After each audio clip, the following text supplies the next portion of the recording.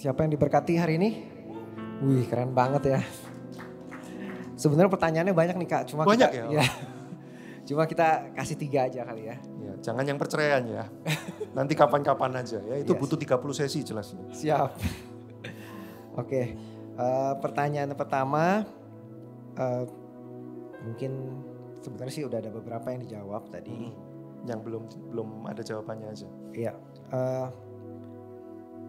Bagaimana kita bisa mengalami kasih yang sempurna jika ada orang yang memanfaatkan kebaikan kita? Oke, this is good question.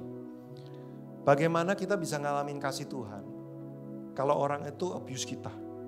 Kalau orang itu manfaatin kita? Kita kan terluka. Gini. Ada ayat bunyinya gini. Tuhan itu dekat dengan orang yang patah hatinya. Jadi semakin kita terluka, Tuhan tuh semakin dekat sama kita. Bukan berarti Tuhan gak dekat sama kita waktu kita baik-baik aja. Gini, analoginya gini. Anak saya sekarang lagi mulai belajar jalan. Wah, dia udah mulai jalan tuh pengen cepet-cepet gitu ya. Nah, ketika anak saya ini menunjukkan tanda-tanda dia jatuh atau udah mulai limbung, saya dengan cepat dan segera akan datang mendekat kepada dia untuk amankan dia. Tapi waktu dia mulai baik-baik aja dan bisa jalan lagi, saya jaga jarak, bukan berarti saya tinggalkan dia. Saya menjaga jarak yang cukup untuk melihat dia bisa jalan. Kadang-kadang kenapa Tuhan izinkan untuk kamu jatuh? Ada orang yang menjatuhkan kamu, menjegal kamu, menyakiti, abuse dan sebagainya. Karena di momen itu kamu akan bisa melihat kasih Tuhan lebih dalam lagi.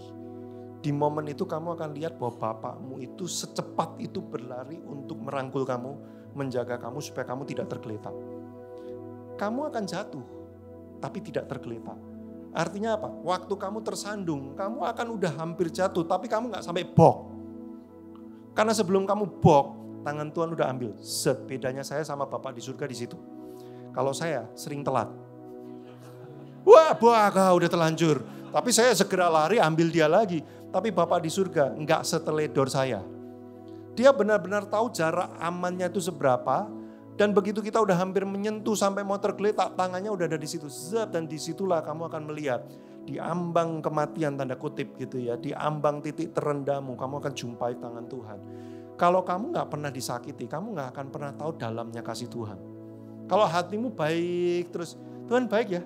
Iya Tuhan baik. Tapi kamu beda gitu waktu kamu kayak, aduh Tuhan aku sakit banget apa segala macam. Tapi kamu berjumpa dengan kasih Tuhan. Dan kamu menemukan ada tubuh Kristus lain yang ternyata di sisimu. Oh itu beda rasanya. Kamu akan ngerti dalamnya. Nangkep ya? Jadi gini, ya udah kalau gitu abuse aku sekarang. Biar aku ngalamin kasih Tuhan yang banyak. Gak gitu konsepnya. Ya. Jangan cari masalah. Tapi waktu terjadi masalah Tuhan di sana. Nah, jadi bagaimana ceritanya kalau aku dimanfaatkan, di-abuse dan sebagainya, kok aku bisa ngalamin kasih Tuhan? Karena itu tadi, waktu kamu dalam posisi yang sulit, hatimu sakit, Tuhan malah makin dekat. Saya dan istri saya waktu anak saya sakit, kami makin nempel banget sama dia. Saya tinggalkan semua aktivitas saya hanya untuk 24 jam mengawasi dia terus karena dia lagi sakit. Tapi waktu dia udah sehat, ya saya aktivitas lagi. Tapi dia mulai menunjukkan tanda sakit, saya mendekat dengan cepat lagi. Nah, Tuhan kita kayak gitu, bukan tinggalin kita. Dia tahu kapan jarak yang tepat untuk sangat dekat, kapan menjaga jarak, kapan dia hanya mengawasi saja. Bapa di surga tahu, tapi dia tidak pernah terlambat. Nah gitu. Oke? Siap.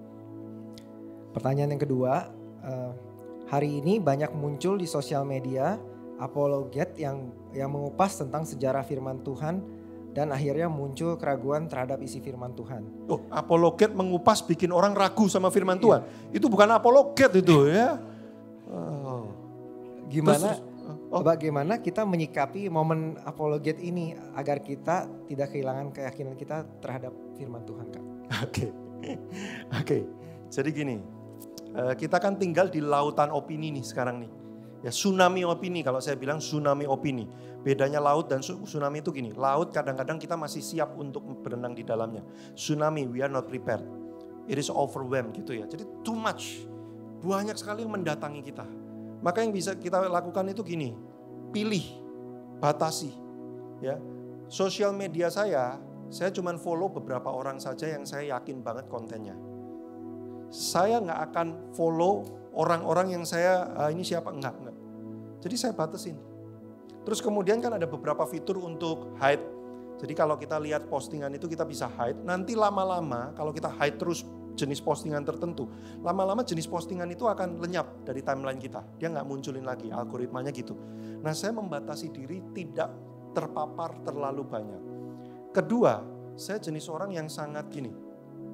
Kalau saya udah temukan siapa pengajar yang menurut saya itu solid banget, 3 orang gitu ya, beberapa gitu ya. Udah saya cuma nama itu aja. Saya tidak tergoda untuk, wah ini kayaknya lagi hype nih, ini lagi seru. Enggak, saya sama itu aja. Intinya gini, kalau saya sudah makan kenyang, puas, nikmat dari masakan satu orang, saya nggak perlu pusing lagi cari-cari ada kedai apa lagi. Sama ini aja saya udah baik-baik aja kok. Nah, saya membuat diri saya modelnya kayak gitu. Nah, kenapa? Karena kalau tidak, nanti kita akan goyah sendiri dengan terlalu banyak pilihan. Pernah datang ke restoran, menunya terlalu banyak? Tadinya udah yakin mau makan mie goreng, gara-gara lihat menu itu jadi, kayaknya enggak nih ya, kayaknya yang ini. Nah itu yang terjadi. Jadi better menunya nggak usah dilihat, teguhkan hati, oh ini. Udah itu aja. Kalau saya gitu sekarang, gitu. Siap. Jadi pilih-pilih ya Kak?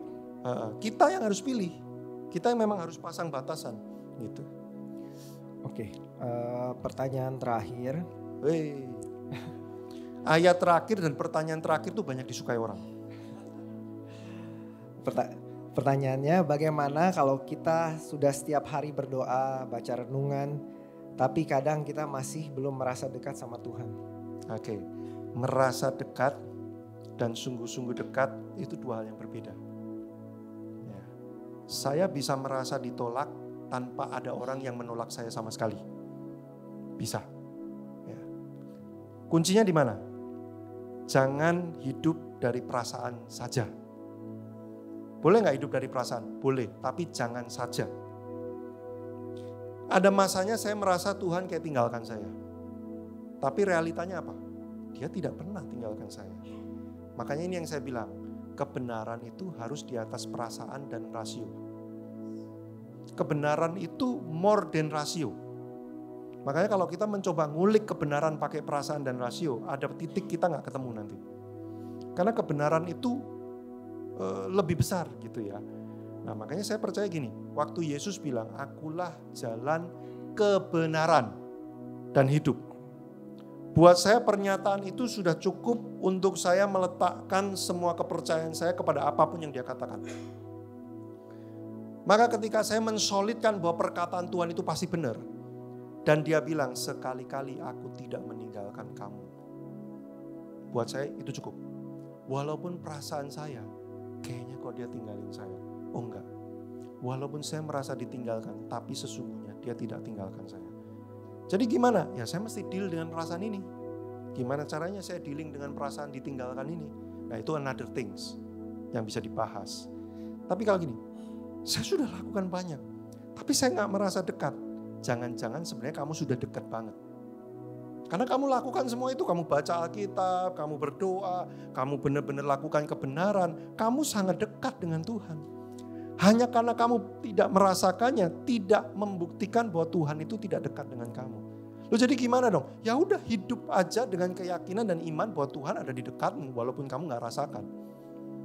Nah kekristenan itu seperti itu. Gak tergantung sama apa yang kita rasakan. Karena kalau tergantung apa yang kita rasakan ngeri banget.